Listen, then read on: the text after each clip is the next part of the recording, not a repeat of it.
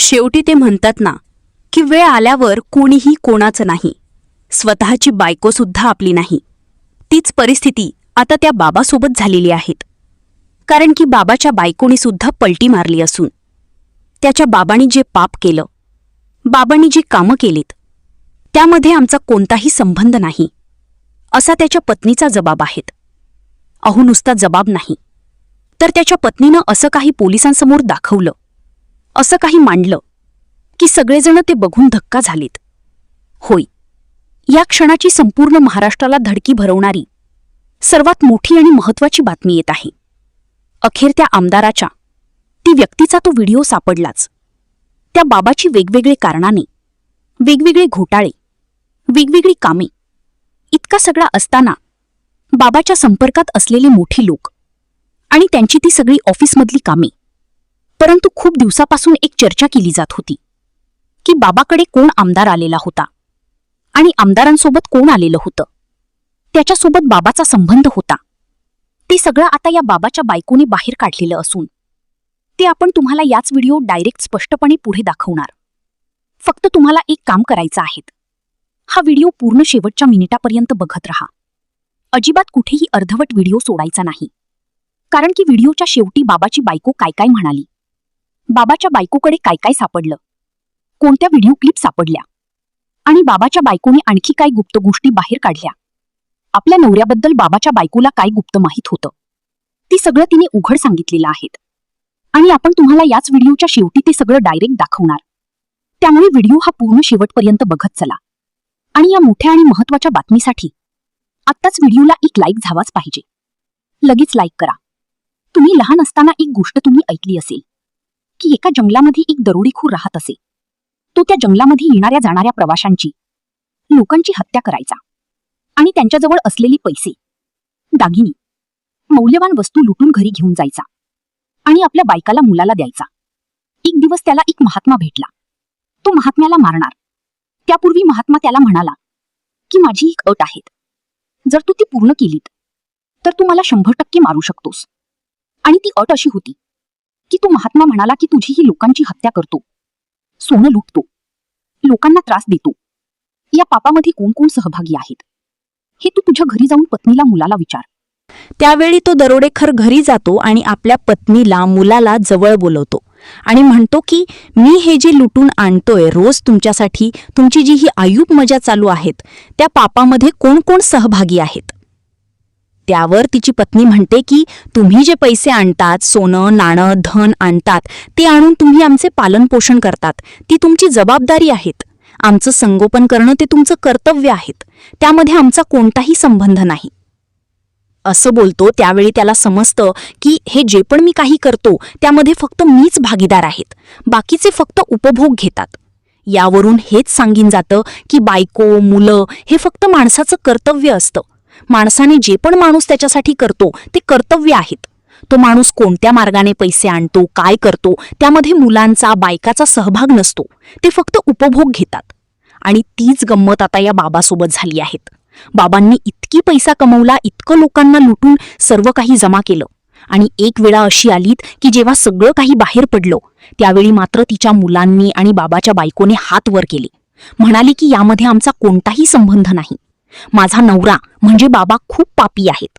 नुसताच त्याची बायको इतकं बोलून गप्प बसली नाही, तर तिने ते पण बाहेर काढलं जे आत्तापर्यंत लोकांपासून लपलेलं होतं, जे आत्तापर्यंत तुम्ही कधीही बघितलं नाही. त्या सगळ्या व्हिडिओ क्लिपा आपण तुम्हाला लगेच दाखवतोय. फक्त व्हिडिओ हा शेवटपर्यंत बघत चला. बाबाची इतकी संपत्ती आहेत की एखाद्या मोठ्या सेलिब्रिटीपेक्षाही बाबांनी जास्त पैसा जमा केलेला आहे.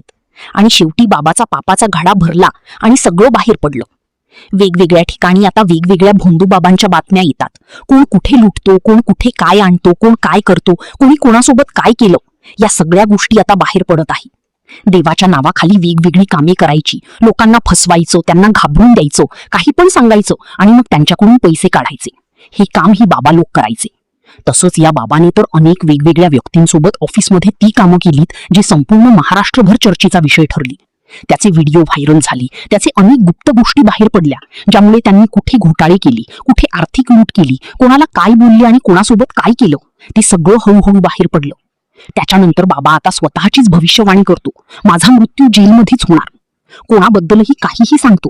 अंधश्रद्धेच्या नावाखाली बाबांनी अनेक लोकांना वेड्यात काढलं. अनेक मोठे राजकीय लोक, अनेक मोठे राजकीय मंत्री, अनेक मोठे राजकीय व्यक्ती, तसेच अनेक उच्च पदावर बसलेले अधिकारी, या सगळ्यांनी बाबाकडे येण्याचं काम केलं होतं. खरातवर दिवसागणिक गुन्ह्यांची संख्या वाढतच चालली आहे.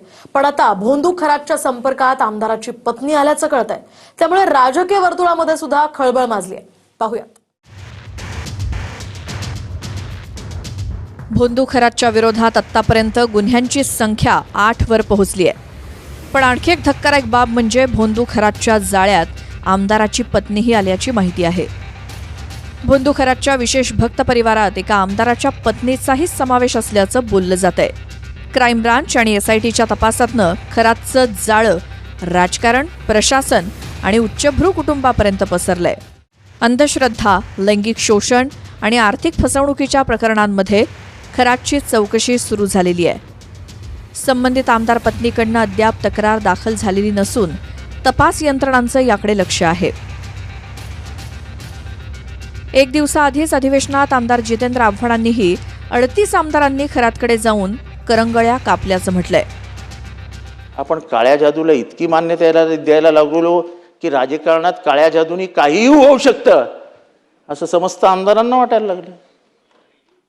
38 आमदारांची लिस्ट आहे त्याच्याकडे जाणाऱ्या, करंगळ्या कापणाऱ्या. अशोक खरातच्या भोंदूगिरीला आजवर अनेक जण बळी पडलेत. खरातच्या भोंदूगिरीला बळी पडलेल्या राजेंद्र जासुदांनी पोलिसांच्या दिलेल्या जबाबात नकली सापाची कहाणी सांगितली.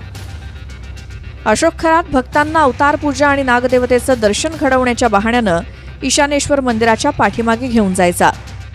मी पूजा करतोय, आता नागदेवता येईल, पण तुम्ही हातात दिलेले तांदूळ खाली पडून देऊ नका, अन्यथा तुम्हाला नागदेवता दंश करेल, असं खरात सांगायचा.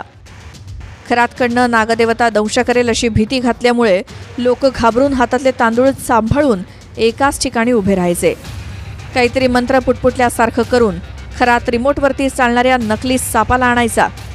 हे सगळं रात्रीच्या अंधारात होत असल्यामुळे भक्तांना नीट काही दिसत नव्हतं. नंतर खरात भक्तांनी पाठीमागे उभे राहा असं सांगून सापाला पुन्हा रिमोटनं घालवायचा. ज्या ईशानेश्वर मंदिराच्या पाठीमागच्या बाजूला ते नकली सापाचा जो काही ते प्रात्यक्षिक करून दाखवायचं ते जासुदांनी FIR मध्ये म्हटलेलं आहे. तुम्ही त्यावेळेला सोबत होता जासुदांच्या, असंही त्याच्यामध्ये म्हटलंय की तुम्ही दोघं तिकडे सोबत होतात आणि तुमच्या हातात का तांदूळ दिले आणि काय नेमकं काय झालं, म्हणजे काय करायचा काय तो, ते मंदिराच्या अगदी पाठीमागे व्हायचं की विहिरीजवळ? ह्या गोष्टी सगळ्या संध्याकाळच्या करायच्या, काळू झाल्यावरती. अच्छा, दिवसाच्या कधी केल्या नाही. ओके. आता आम्ही मुंबई पुण्याची माणसं आहेत, म्हणजे काय एकदम अनाडी माणसं तर नाहीयेत. हा, साप आला तर घाबरायला, बरोबर आहे. हा, साप आल्यावर कोणी घाबरतो, पण दिवसा साप बघणं आणि रात्री साप बघण्यामध्ये